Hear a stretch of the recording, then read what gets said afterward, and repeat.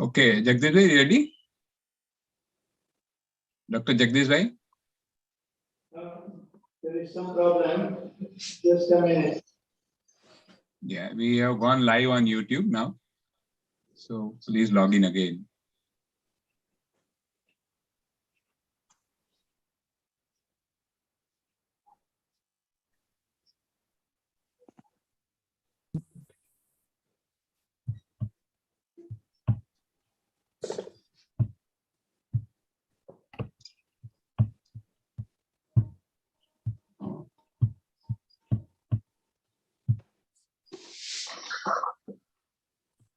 Okay, we can see your screen, sir, now. Okay. So, good morning, all. Welcome back to Saturday Club morning meeting. And today we have again something different from academics. Today we'll have Dr. Jagdish Patel telling us about this book review on the innovators. No need to introduce Jagdish Bhai Patel. He has been a speaker earlier also in these online Saturday Club meetings. He's one of the founders of Saturday Club meeting. He's by profession general surgeon, but he's a multifaceted personality. And one of his passion is to read books and review and guide the young people. So over to you, Jagdish Bhai. Please start your session. Thank you, Satish Bhai. This is the book, Innovators book. I got interested because most of us know that digital revolution is associated with Steve Jobs, Bill Gates, and iPhone. But as we will see, the idea of having computer and calculating machine started somewhere 200 years ago. Author is Walter Isaacson, and this is a 500-page book. The top picture is of Ada Lovelace, and then Steve Jobs, Bill Gates, and Alan Turing. The two most important inventions of our era are computers and internet. Who are these pioneers, hackers, inventors, and entrepreneurs who created digital revolution? Their ability to work as a team made them more creative. Now, there is some difference between invention and innovation. Invention is when we get a new gadget, and when we put that gadget into our general use or public domain, it becomes invention. And these are the people who are inventors. The author is very well-known person. He was editor of Times Magazine for more than 20 years, and he has been author of following great biographies, Steve Jobs biography, which I had pleasure of reading before 2 years, biography of Benjamin Franklin, Einstein, Henry Kissinger. The original idea of what computers should be is from the Countess of Loveless. This is only legitimate child, daughter of Lord Byron, born on 18 December 1815. Her estranged wife of Lord Byron separated her when she was just 1 year old. Mother insisted on teaching her mathematics so that she does not become poet like her father. So she learns mathematics and visits developing industries.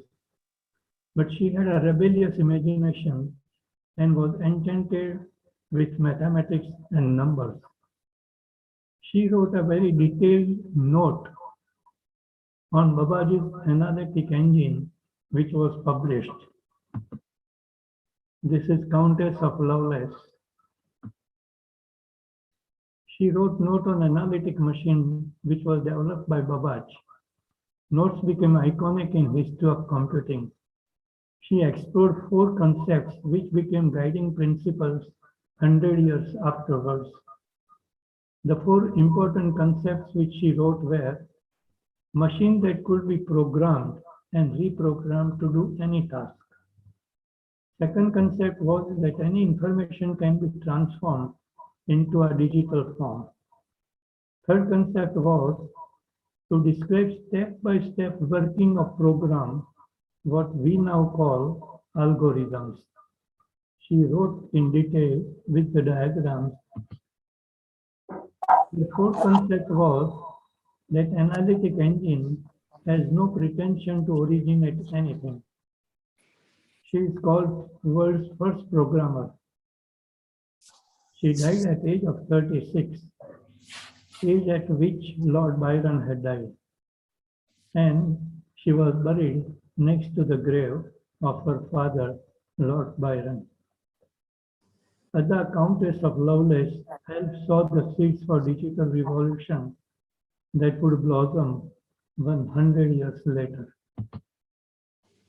Now she wrote notes on Charles Babbage's analytic engine. Who was Charles Babbage?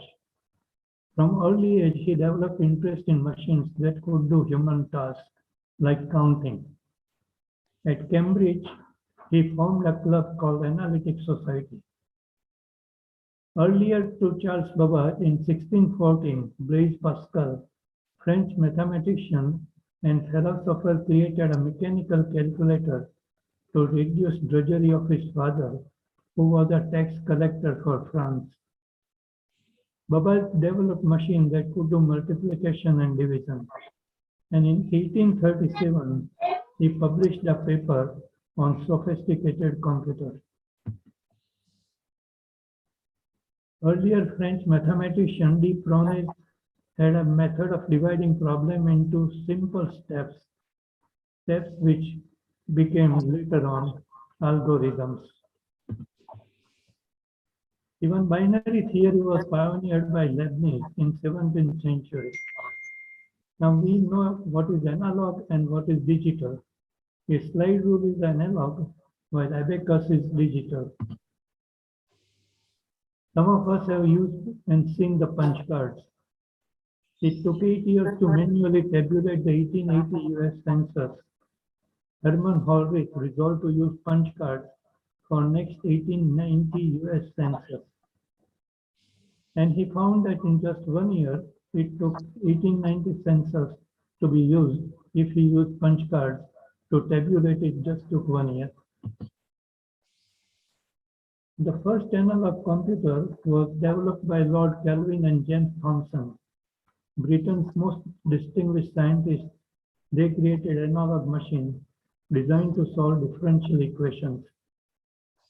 In 1931, MIT engineer Bush created first analog electrical mechanical computer, but it had gears, pulleys, rotating shafts with electrical motors. Many people collaborated in creating this bedroom-sized machine that could solve equations with 18th variables. Binary system and electronic circuits later on replaced these pulleys and motors. In fact, World War II, development of digital circuits march was quickened by the looming World War II. Rapid advances occurred at Harvard and MIT, at Princeton and Bell Laboratories. It also occurred at Cambridge, Berlin, and even in the basement of Ames, Iowa. Many of us have seen the film about Alan Turing. His parents were working in India when he was conceived. He was born in London in 1912 and was raised by foster parents. He went to boarding school at age 13, but he was a loner and he ran or biked for miles and miles, sometimes for nearly 2 days.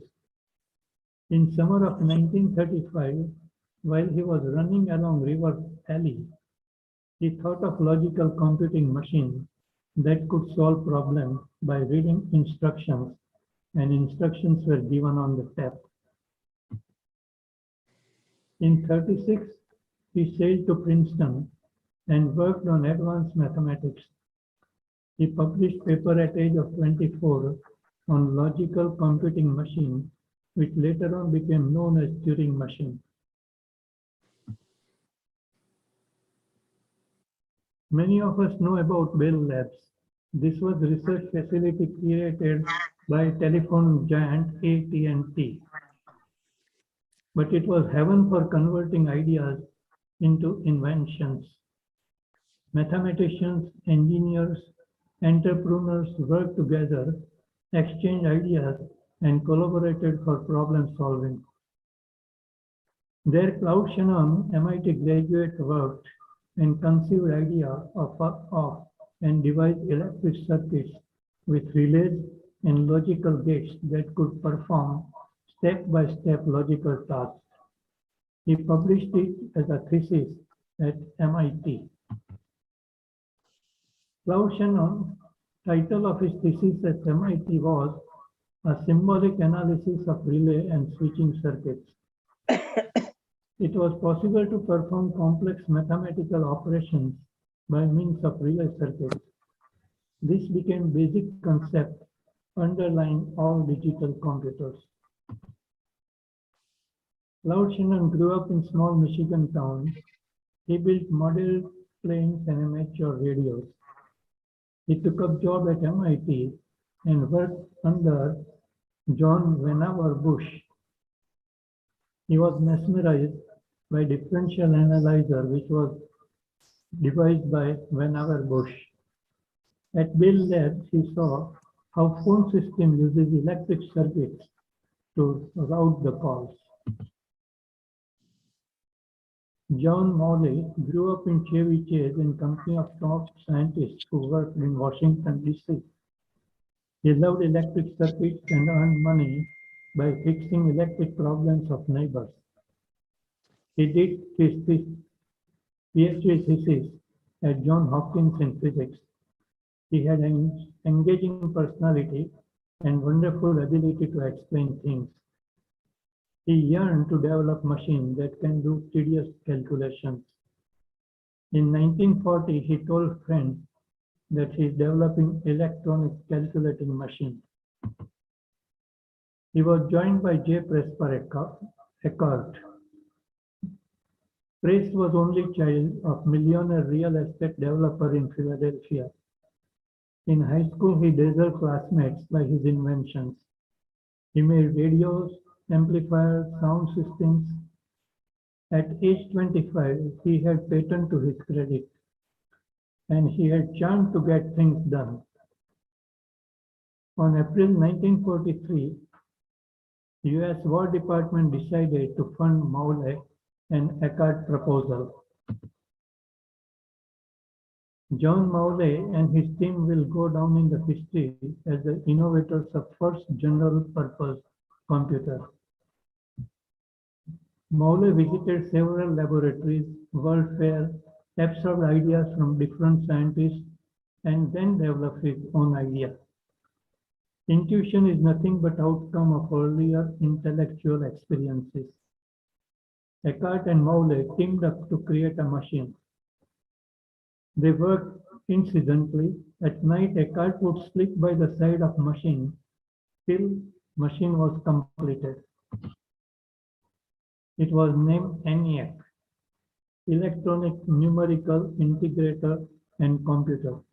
This became fully operational by November 1945 and was able to do 5,000 additions or subtractions in 1 second.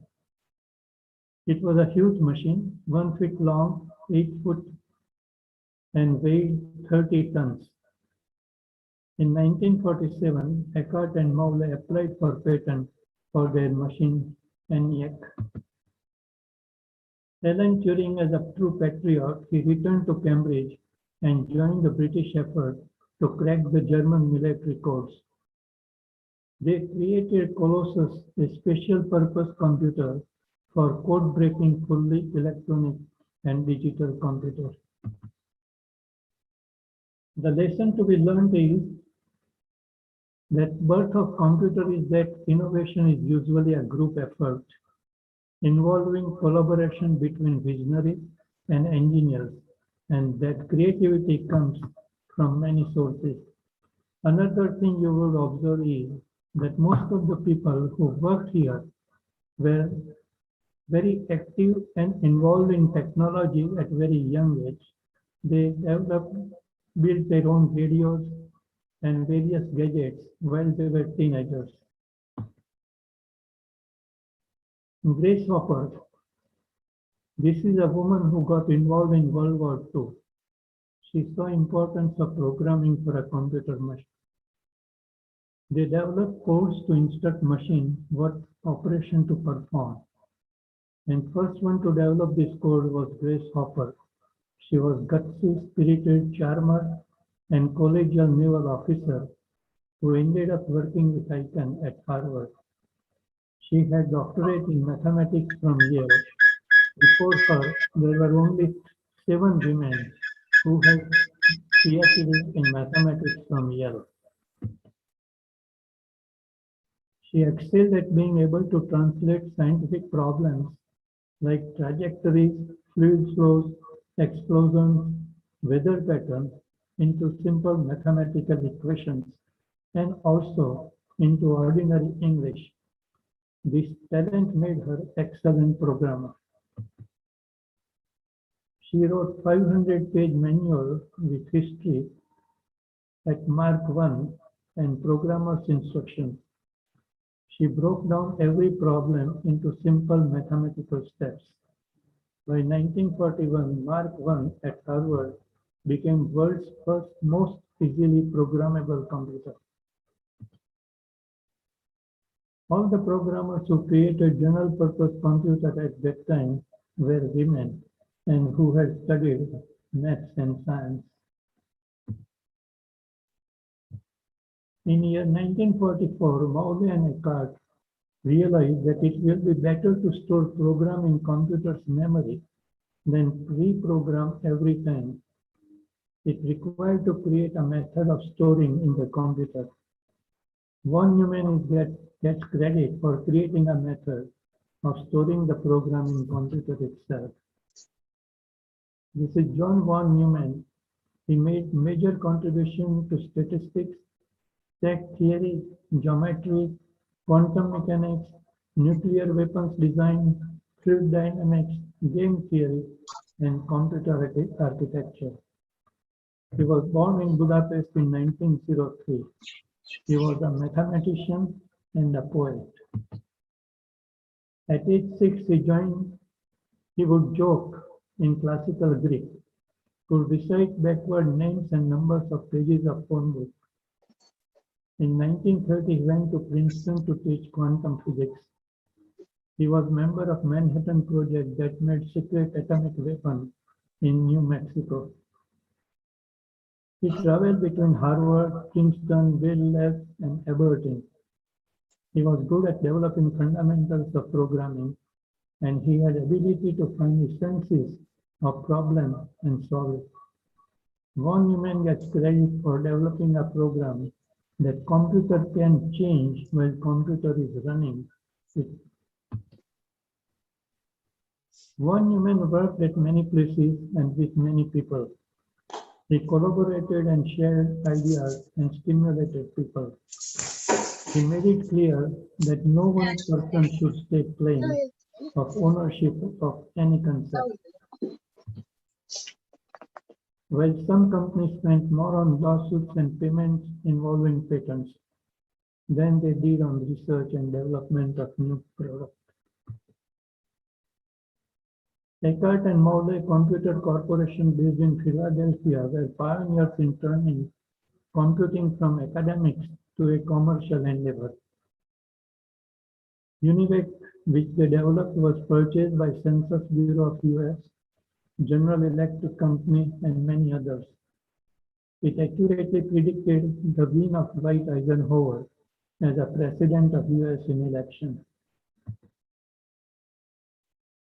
The problem was, should innovation be put in public domain, or will it lead to faster development if it is made into a public domain? Or should process be patented and proprietorship will encourage individual talent and give as an incentive to an individual? So earlier and later on, software developed as an open source, while hardware developed with patent protection after 1950. Development of transistor. It was Tuesday, December 16, 1947. After lunchtime, 2 scientists at Bell Labs. Bell Labs was located at Murray Hill New Jersey. They succeeded in sending electric current through strip of gold foil, a chip of semiconducting material, and bent paper clip. It could amplify electric current and switch it on and off. These are the scientists who first tried the first transistor, and this shows a paper clip which was used as the first transistor. The advent of transistors was to digital age what was steam engine to industrial revolution. Inventors were three scientists. One is solid-state physics expert, second is quantum physicist, and third is experimentalist, and all worked at Alexander Graham Bell's laboratory. At Bell Labs, creative geniuses and practical engineers collaborated and helped one another to turn concepts into contraptions. After Pearl Harbor, more than 1,000 different projects came to Bell Labs. Bell Labs was situated in 200 acres of land in New Jersey. Multiple buildings were there which were connected with corridors, and 9,000 people were working there. Patent for transistor was sold only for $25,000 to Texas Instruments. Gordon Hill, who had worked at Bell Labs, joined Texas Instruments and fabricated silicon transistor by using design developed by Shockley. Peg Haggerty was an entrepreneur who could convince to make pocket-sized transistor radio that sold 100,000 in first year, and transistor radio became first personal digital device. Shockley formed a company to make transistors and located it at Palo Alto, where he was raised, and so he could be near his aging mother.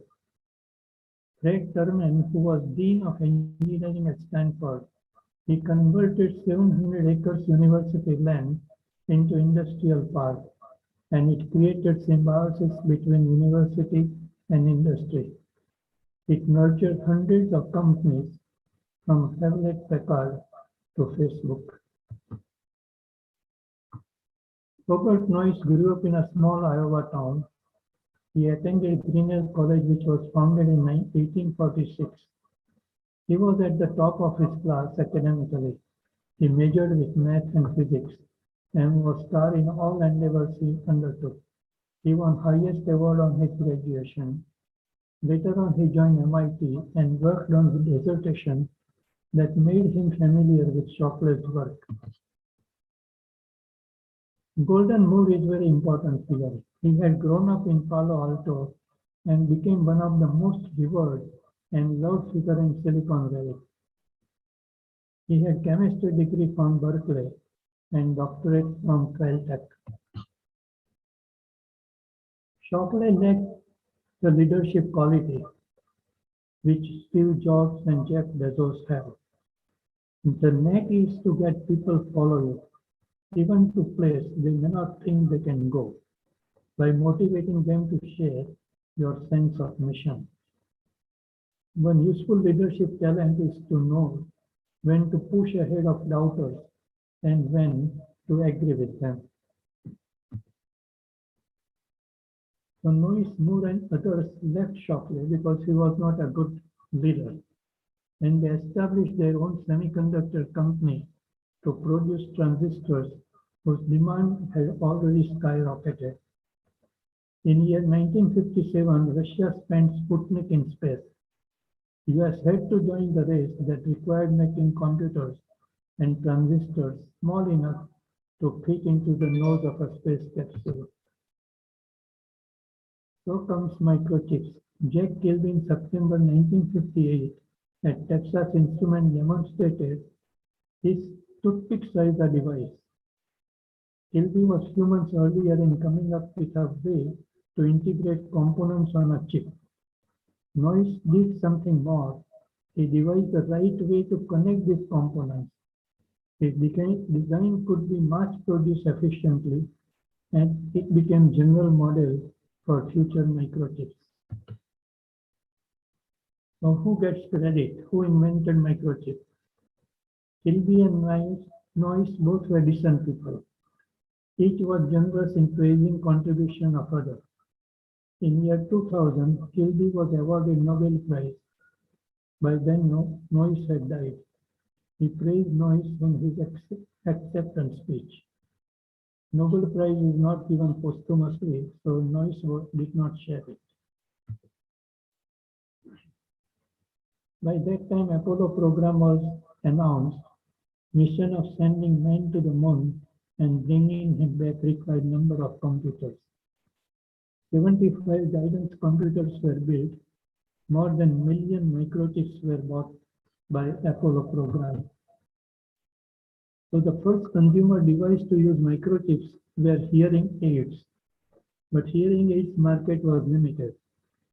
One aspect innovation is inventing new devices. Another is inventing popular ways to use these devices.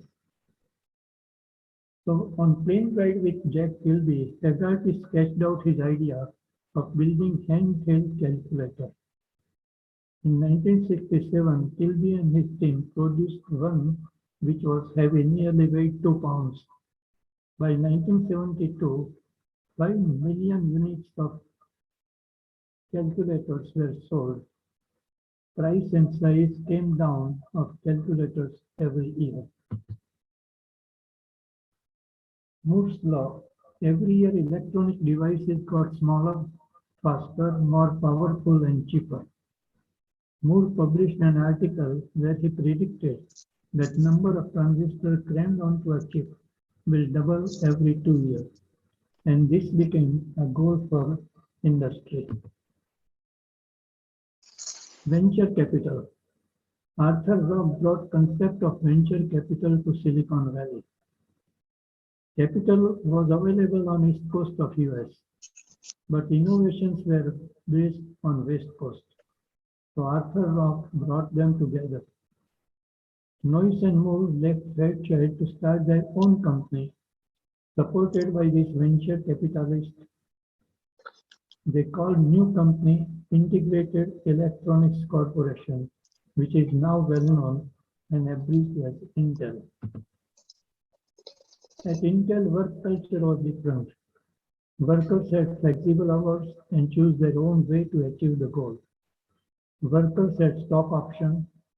Noyce and Moore complemented each other. They guided people but did not drive them. 3 of them made management team. Noyce, an outside guy, Moore the inside guy, and Andy Grove was the man of action. Brutal honesty, clear focus, and demanding drive for excellence. It was culture of meritocracy at Intel. Microprocessor.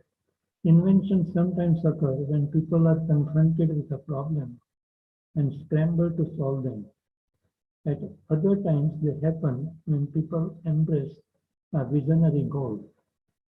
Ted Hoff and his team at Intel invented the microprocessor, and this is a case of both ways. Intel was making different microchips for different functions. Hoff envisioned a microchip that can do different functions according to instructions given. A general purpose computer on a chip. In 1971, it was named Microprocessor. Innovations often bear the imprint of the organizations that created them. Military, industrial, and academic complex that formed the Iron Triangle, a loose-knit consortium of military, universities, and private industries which worked together during and after World War II.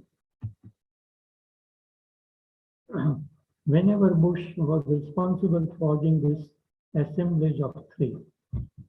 He was professor and dean at MIT who built first differential analyzer, He was founder of electronic company Raytheon and military science administrator during World War II.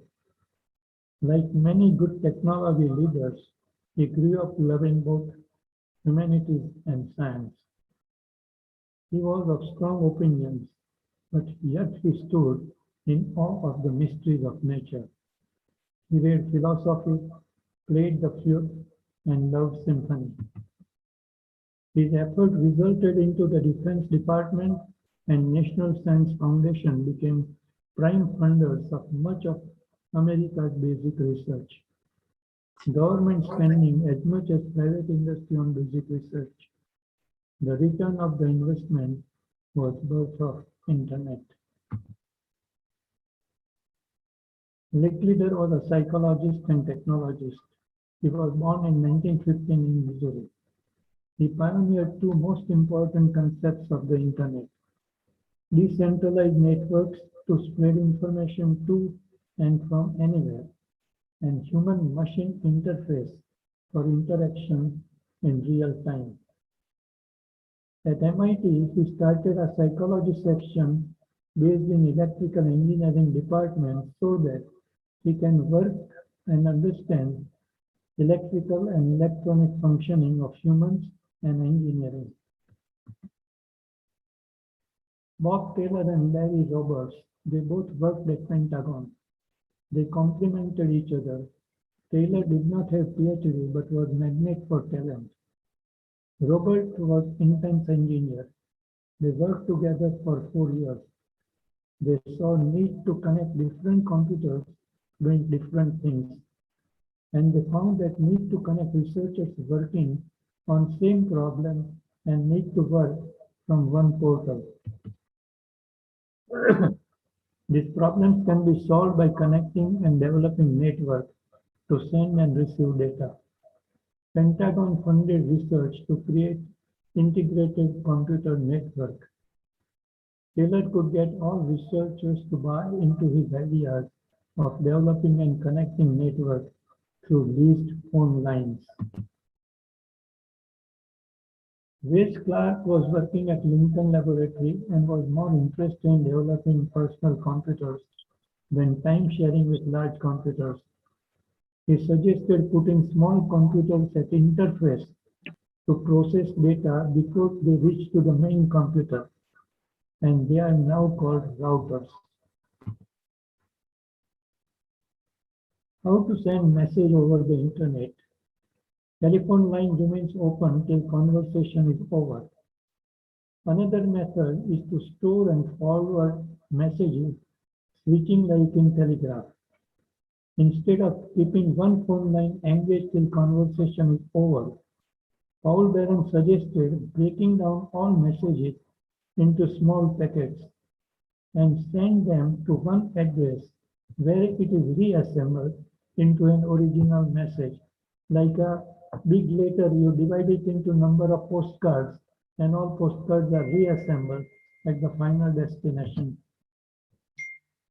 Barron also suggested decentralized control of whole system so that even if one node is targeted, other nodes continue to function. This is because it was during Second World War. Network like a fishnet, message can find the line which is open and can reach the destination. Barron's work culminated into 11 volumes of detailed engineering analysis. In 1964, it was published as On Distributed Communication. So Paul Barron deserves to be called father of packet switching in response to claims and counterclaims for research of internet. But he came forward to say that internet is really work of 1,000 people, and he pointedly declared that most people involved did not assert claims of credit. Innovation is driven by people who have both good theories and the opportunity to be part of a group that can implement the theories. The culture of open processes was essential in enabling the internet to grow and evolve spectacularly as it has. More broadly, it became standard for collaboration in digital age. In year 1973, Robert Kahn was involved in developing routers. He met Windsurf. Windsurf was born and raised in Los Angeles. He was fond of science fiction and read Lord of Rings trilogy every year. Robert Kahn met Surf at UCLA, where Surf was doctoral student. They together developed Internet Protocol and Transmission Control Protocol. They published it as a paper. After that, real Internet was born. So Internet Protocol and Transmission Control Protocol. Every computer to have same protocol that specified how to put packets destination in its header and how it will travel through network to its destination, reassemble in proper order. Stuart Brand graduated from Stanford and got involved in experimenting technology with liberal arts. He developed Old Earth catalog, but he wrote, "We owe it all to hippies." He wrote this in Time magazine in 1995. The counterculture scorn for centralized authority provided philosophical foundations of the entire personal computer revolution. It was time for anti-war demonstrations, LCD use, hippie culture, and movement of power to the people. Douglas Engelbart was engineer from Portland, Oregon. His life's mission was inventing ways that computers could augment human intelligence. His father was electrical engineer. He developed passion for electronics. He studied Vannevar Bush's article, As We May Think, and he worked at Stanford Research Institute. He published a book called Augmenting Human Intelligence. He worked on combining human intelligence with processing abilities of human mind. He thought of several devices. He showed how a device could roll on a desktop and to which would register higher or lower voltage as they turn around.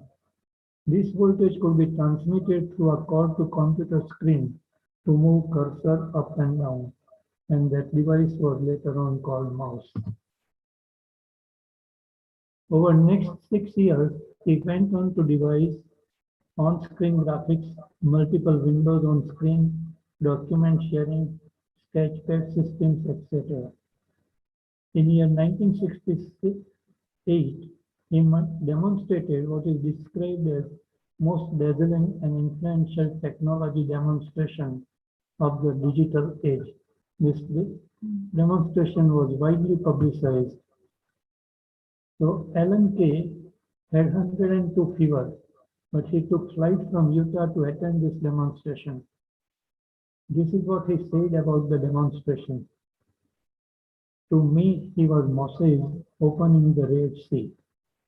He showed us a promised land that needed to be found, and seas and rivers we needed to cross to get there. Alan Kay at Xerox Palo Alto Research Center developed notebook-sized computer, and he famously said, "Best ways to predict the future is to invent it." Lamson, Thacker, and Kay teamed up to make a dream machine, Xerox Alto, a notebook-sized computer. He made things easier, and in so doing showed why the ideal of simplicity making products that humans find convivial and easy to use. This was central in the innovations that made computers personal. Paul Allen saw in the kiosk in middle of Harvard Square an issue of Popular Electronics with picture of Altair computer on its cover. He picked up this issue and walked to the Harvard dorm room of Bill Gates. Bill Gates, his high school buddy and fellow computer fanatic from Seattle, who had convinced him to drop out of college and move to Cambridge.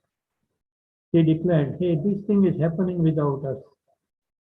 Gates began to rock back and forth as he read articles with great intensity. For next 8 weeks, the two of them embarked on frenzy of code writing that would change nature of computer business. For Gates, magic of computer was not in hardware circuits, but in their software codes. Also, Gates an idea that he could create an industry out of this. Allen's mind would flit among many ideas and passions, but Gates was a serial obsessor. Allen will try to study many things, but Bill would focus on one task at a time. He would concentrate impervious to distractions. He was genius, and he knew it. In 1968, at age of 13, he formed Lakeside Programming Group. He also read every issue of Fortune magazine. At age of 13, they started getting programming contracts. From University of Michigan they got, and programming jobs kept coming. He changed his group into partnership, and he became president with majority stake. They named their company Microsoft. Bill Gates is a prime example of innovator's personality. An innovator is probably a fanatic, somebody who loves what they do. They work day and night, may ignore normal things. They are rebel with little respect for authority. Gates' intensity paid off. It allowed Microsoft to meet software deadlines that seemed insane, beat competitors with each new product and at very low price. Steve Wozniak was college dropout, but he was wizard with technology. He made his own radio, telephone system, metronomes, etc. during his high school days. His pastime was to open the computer and make it work well with less chips. His father was a Lockheed engineer who loved explaining electronics. He showed how transmitter needed between two gates to amplify the signals from input to output. He brought diodes, resistors, transistors, and will explain to Steve how electrons, protons work. When parents knew how radio works and taught children how to test gadgets, children developed love for technology. Steve Wozniak and Steve Jobs lived a few blocks away, and both were interested in electronics. Two devised ingenious gadgets first, which they used to call Vatican. So Wozniak pretended to be Henry Kissinger, but before Pope could receive the message, there it was identified that they were playing prank. In year 1975, Wozniak had a vision of personal computer, first time integrated with keyboard, computer, and screen. It was first time in history when one had typed a character on a keyboard and seen it show up on a screen right in front of them. Together they created Apple, the most valued company. IBM dominated mainframe computer market that time. They decided go to make a personal computer. They approached Bill Gates for software. Bill Gates had mastery over technical and legal aspects. He agreed to prepare operating system with condition that he may license it to other PC makers and Microsoft will have control of source code. That means only Microsoft can make changes in its software. Operating system producing all the software system was a struggle, but team of Microsoft worked day and night for 9 months, and Bill Gates and Paul Allen also worked together to create this. World Wide Web name was given by Berners-Lee, who developed hypertext and browser. He made web protocols available made freely and shared openly. Coming back to Ada Lovelace, about 150 years before Ada Lovelace had intuition that calculating devices would someday become general-purpose computers, beautiful machines that not only can manipulate numbers but can make music and process words and combine symbols in succession of unlimited variety. No computer, no matter how powerful, will ever truly become a thinking machine, wrote Ada before 150 years. So artificial intelligence enthusiasts long have been promising to evolve thinking machine, but still it has remained mirage. It took scientists 40 years to map the neurological activity of the roundworm, which has 302 neurons and 8,000 synapses, while the human brain has 86 billion neurons and up to 150 trillion synapses. Many of us know about Watson. Name Watson was given to computer with artificial intelligence, and it is marketed for assisting in diagnosis. How the name was given? Thomas Watson was IBM founder and chairman for 40 years. Sherlock Holmes' companion, Dr. Watson, is very famous. And Alexander Bell's assistant was a Watson who first heard the message. Watson computer to be seen as a collaborator and a companion of human beings. The word poetical science was also given by Ada Lovelace. The arts and humanities teach us values, intentions, emotions, aesthetic judgment, personal consciousness, and moral sense. These are as valuable in development of technology, and that was in DNA of Apple. Innovations will come from people who are able to link beauty to engineering, humanity to technology, and poetry to processors, like Ada Lovelace creators who can flourish where the arts intersects with science and who have a rebellious sense of wonder that opens them to beauty of arts and science. Thank you. Thank you, Jagdish Bhai. That was, I would say, very fascinating.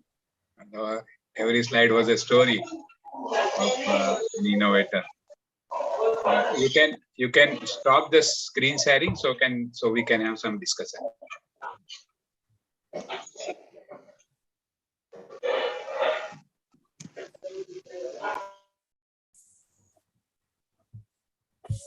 Yeah, thank you, Jagdish Bhai. Now the house is open for comments and discussion.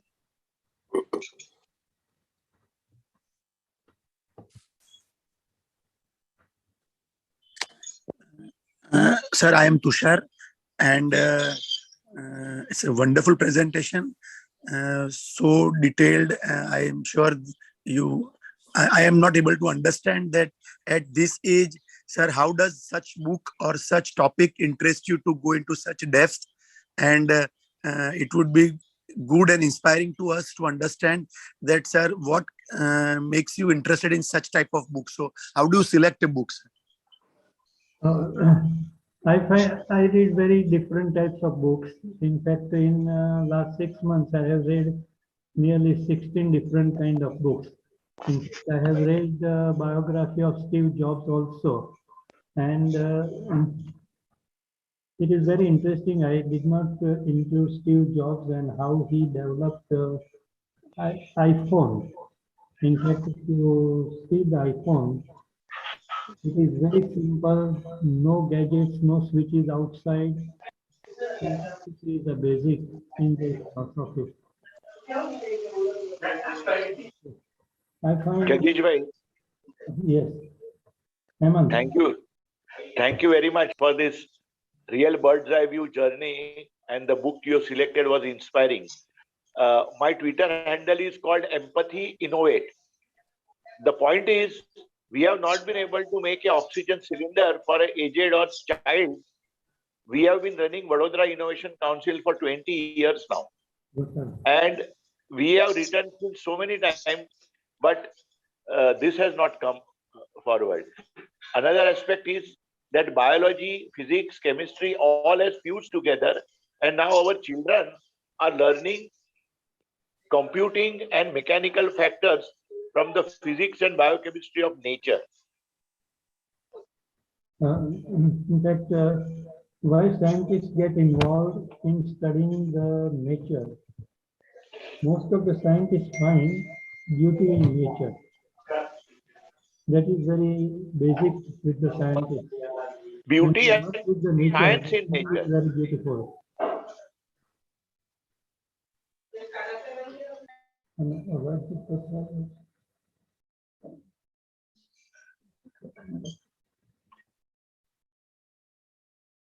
My learning is that we do not know all these names which he narrated. No, so this whole technology evolution involves so many geniuses, so many dedicated persons who are probably unsung heroes. I would say that we know very few names, which who have contributed, but behind them there are so many other people who have contributed to the development of this technology. That's great.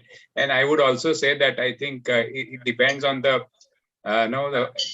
opportunities that your country gives to you for innovations. Look at all the history. I mean, all the stories that we heard from Jagdish Bhai. The whole atmosphere was very conducive for innovations. Somehow, I mean, I am not critical of our country, but there is a difference between various nations who offer the right environment for research and innovations. True, but Jagdish Bhai, in 1990 World Congress, I have tape recorded statements of all the authors of Rodney Mango, our surgery Bible, that laparoscopy will never take off. Tape recorded statements, Satish Bhai, Satish Pandya, and they have been proved wrong. So in India also, there is a Atal Innovate agency I create in Gujarat, and lot of people are doing, but they are just trying to copy the basic idea. What Jagdish Bhai has presented as people who have pioneered these concepts. Like my brother-in-law was working with Sam Pitroda. I saw the routers which STD PCO આપડા ચાલતા હતા, એ router મેં જોયા હતા. And today, what we have come for mobile phones. Jagdish, Chinnappa, any comments from you? Wonderful talk as usual. I've heard the last book review by Sir, which was again fantastic on the concept of death. And I think that was presented about 3-4 months back. Yes, cadavers, journey of cadavers. Cadavers and the use of cadavers. So again, a very fascinating journey. I have in fact read this book many years back, a couple of years back, because it's a very fascinating journey of how computing has reached the current situation. I will only touch upon some of the comments which are made. One was regarding the the environment. You may have all the facility available, but the fertile environment for all of it to come together is something which is very important. And I think we are living in blessed times when everything came together, and we are reaping the fruits of all that innovation which is happening. Can you imagine that you are holding one of the world's most powerful computer in your palm, which you could not have even imagined? And it is progressing at such a rapid pace that we are going to see nanotechnology. We are going to see such things which are going to redefine almost everything that we do. So it's a very fascinating journey, and I congratulate Sir to take us through this journey till now. The second point which was mentioned was regarding laparoscopic surgery.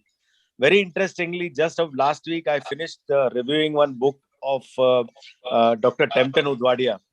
And he, in that book, has very beautifully mentioned the resistance to laparoscopic surgery, as Sir was mentioning, which was there right from the beginning. People thought that it would never work. And in fact, he mentions that the first laparoscopic cholecystectomy, when they did, it was a kind of challenging kind of thing. So I think innovation is something which is there which has to be taken by all of us. The third point I wanted to mention was regarding unsung heroes, which what Dr. Pandya mentioned. Yesterday, I was listening to a very interesting episode on the unsung heroes of India's intelligence network on the print. It's there on YouTube. If anybody is interested, it's a beautiful episode. One of the best episodes, which was mentioned on how intelligence in this country came about, internal as well as external. And there are so many unsung heroes to whom we owe so much, including our freedom. For example, they mention of how intelligence gathered by Musharraf and his deputy speaking, the intelligence gathered laid the foundation of showing that Pakistan was a rogue state.